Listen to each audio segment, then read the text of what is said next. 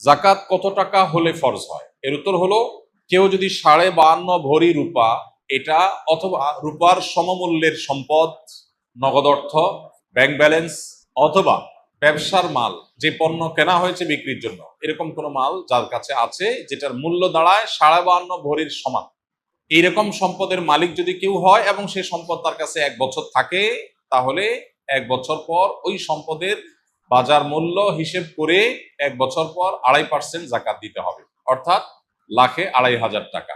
এভাবে হিসাব করে তাকে জাকাত দিতে হবে। বর্তমানে রূপার যে বাজার দর, সেটা হিসাব করলে প্রায় 2.25 লাখ টাকার কাছাকাছি হয় 52.5 ভরি রূপার দাম। এটা ভ্যারি করে, উঠানামা করে।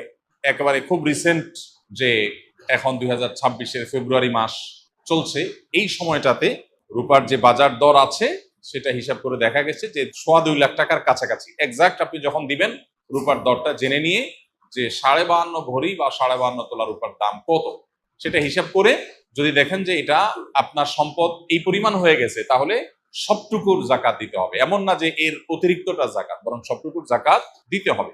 জাকাত দেওয়াটাকে জরিমানা মনে করা, এটা কিয়ামতের আলামত।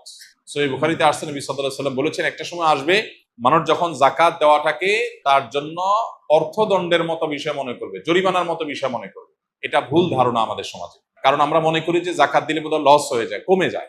বরং জাকাত দিলে এটা তো আমার আখিরাতের অ্যাকাউন্টে জমা হয়ে গেল, এটা বরং আমার স্থায়ী হয়ে গেল, নিশ্চিত হয়ে গেল, বাকিগুলোর গ্যারান্টি নেই। এই জন্য জাকাত দিতে পারাটা সৌভাগ্যের বিষয়। আর জাকাত কখন ফরজ হয়? এর উত্তর হলো যে জাকাত ফরজ হয় প্রত্যেকটা ব্যক্তির অর্থ বছরের আলোকে। সবার অর্থ বছর একরকম নাও হতে পারে। ধরুন, আমি জিলহজের 1ম তারিখে জাকাত দেওয়ার মতো সম্পদের মালিক হয়েছি, তাহলে পরবর্তী বছর জিলহজের 1ম তারিখে আমার জাকাত আসবে।